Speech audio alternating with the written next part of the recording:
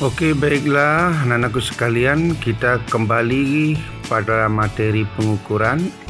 Khususnya kali ini kita bahas tentang pengukuran panjang, di mana pada pengukuran panjang ini kita pakai mistar, kemudian ada meteran kelos, jangka sorong, dan mikrometer skrup. Nah, untuk membahas beberapa dari alat ukur panjang ini, kalau kemarin kita sudah bahas beberapa besaran-besaran yang berkaitan dengan alat ukur.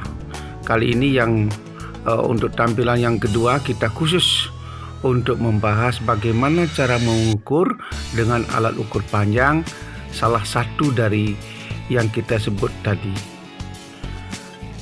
Baiklah, kita mulai dengan bagian-bagian daripada jangka sorong. Salah satu kita ambil jangka sorong. Nah, jangka sorong ini ada rahang tetap atas, ada rahang sorong atas, kemudian ada rahang tetap bawah, ini bagian-bagiannya, kemudian ada rahang pada bagian belakang itu adalah rahang bawah, khusus untuk menahan daripada alat yang diukur. Kemudian tombol pengunci. Tombol pengunci ini apabila kita putar, maka bagian yang kita ukur akan tidak pernah bisa bergeser. Ada skala utama, kemudian ada skala nonius pada bagian ini. Selanjutnya pada bagian belakang itu ada tangkai ukur kedalaman. Pada tangkai ukur kedalaman ini tujuannya adalah mengukur kedalaman pada tabung misalnya, ya. Ini kita gunakan yang bagian belakang, bagian paling ekor. Coba kita perhatikan pengukuran dengan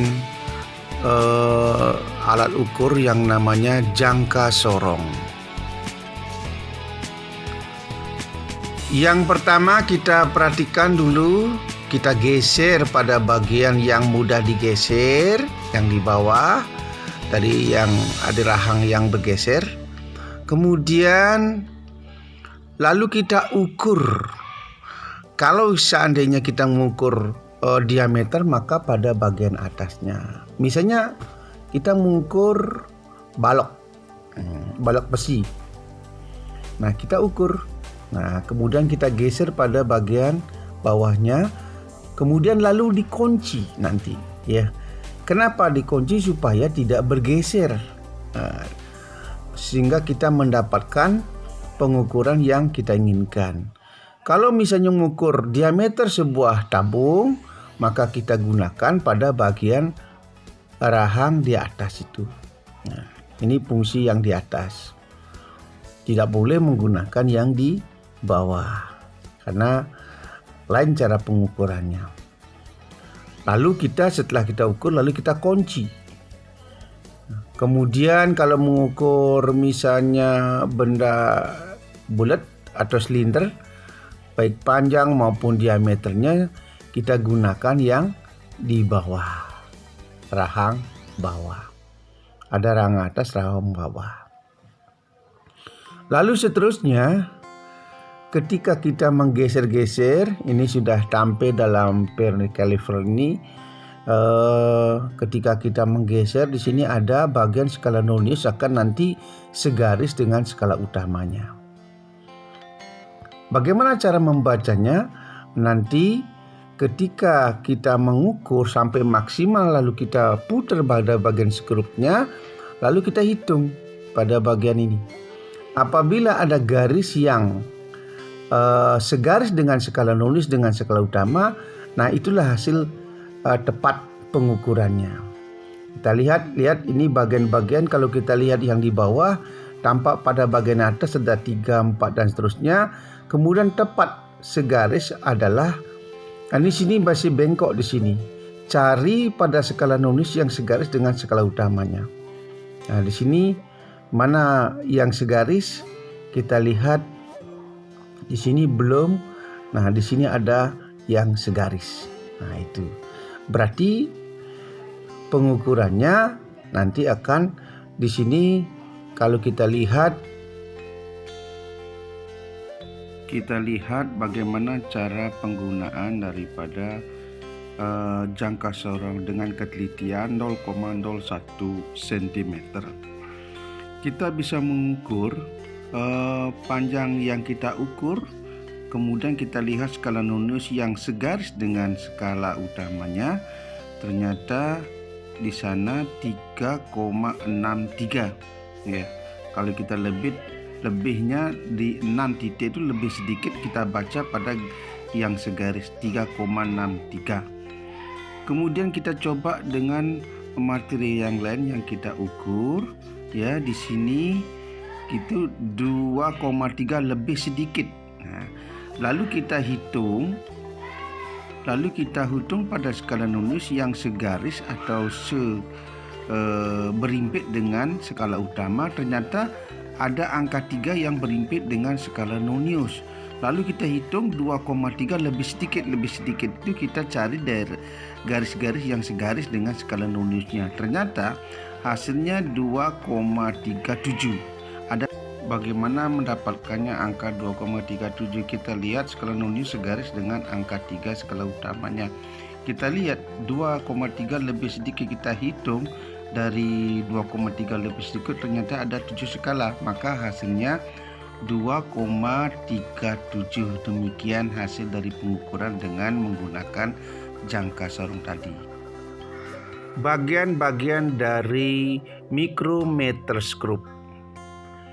Pada bagian-bagian mikrometerskop itu ada poros tetap, jadi tidak bisa bergerak pada bagian atas itu. Kemudian ada poros geser. Nah, poros geser ini yang bisa bergerak sesuai dengan benda yang diukur dengan cara memutar pada bagian di sini. Berikutnya ada frame atau bingkainya. Nah, di bingkai ini pemegang atau menahan daripada benda tersebut. Kemudian selubung dalam, ada selubung luar. Itulah bagian-bagian daripada. Pada selubung dalam ini terdapat skala utama. Kemudian juga di sini ada skala nonius yang bisa berputar. Ketika dia segaris dengan skala utama sama seperti di jangka sorong, maka akan kita hitung pada tepat di sana hasilnya. Untuk roda yang bergerigi ini fungsinya untuk menggeser lebih sedikit. Jadi sedikit demi sedikit sampai tepat pada benda yang diukur. Nah, untuk cara penggunaan mikrometerskop itu kita gunakan atau contoh benda-benda yang kita ukur. Misalnya pada besi ini yang di bawah sebagai contoh, kita potong dulu ya. Nah, contoh ini hanya potongan kita ukur, kemudian lalu kita geser pada rahang gesernya dengan cara memutar sampai tercapai titik tepat pada bagian yang diukur. Kalau kurang-kurang sedikit lalu kita geser pada roda putaran yang bergerigi. Nah, itu ketika kita menggeser maka skala noniusnya juga bergeser. Demikian pula kalau skala nonius bergeser ke depan, maka akan tercapai suatu titik ketepatan di mana pada skala utama dengan skala nonius akan dia segaris atau berimpit. Maka kita bisa contohnya di sini 30,1 tepat, satunya itu tepat pada skala utamanya. Nah, ini contoh kita cara menggunakannya ketika kita mengukur benda dengan menggunakan mikrometerskop. Misalnya kita mengukur yang panjangan. Nah, tadi yang lebih pendek kita mengukur panjang sama seperti tadi. Kita geser-geser pada bagian yang panjang kita ukur dengan mikrometerskop. Kita lihat dengan cara memutar tadi seperti Pak Guru jelaskan ke depan, yang di depan ya. Nah, kita lihat hasil pengukuran pada bagian yang panjang ternyata 23 lebih sedikit. 23 lebih sedikit. Nah, kita cari pada skala utamanya yang segaris atau berimpit dengan skala noniusnya. Ternyata 40, 41, 42 seberimpit ya. Kalau kita baca pada skala utamanya ternyata 23,0 mm. Lalu lebih sedikitnya itu kita baca pada skala Nonius, ternyata 42 itu segaris atau berimpit dengan skala utamanya. Lalu kita tambahkan dengan skala utama tadi, jadi 0,42 mm. Maka hasil akhirnya itu adalah hasil pengukurannya 23,42 mm. Demikian hasil pengukuran dengan mikrometer scope. Kita coba yang lebih panjang lagi, sama seperti tadi, ternyata hasilnya 35,3 ya, 35,678, 38, lebih sedikit. 38,0 pada skala utama 1 2 3. Lalu kita baca pada skala Noniusnya, ternyata angka 67828 tepat segaris atau berimpit dengan skala utama. Maka hasilnya tambahkan dengan 0,28 pada skala Nonius, yaitu hasilnya nanti 38,28 mm. Nah, itu cara-cara untuk mengukur dengan menggunakan mikrometer scope. Dengan ketelitian daripada mikrometer scope ini dengan 0,01 mm, coba kalian ukur,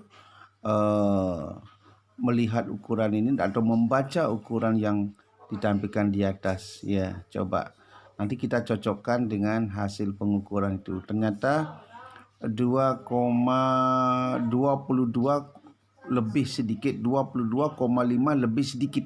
Nah, lebih sedikit seperti kita baca yang di atas, ternyata angka 8 tepat segaris atau berimpit dengan skala utamanya. Maka hasilnya 22,5 ditambah 0,38, jadi 22,88 mm.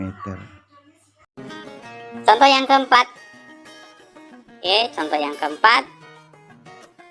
Skala utama menunjuk angka ini 30 ya. 30, 31, 32. Ini ada lebih satu garis yang ke bawah bernilai setengah.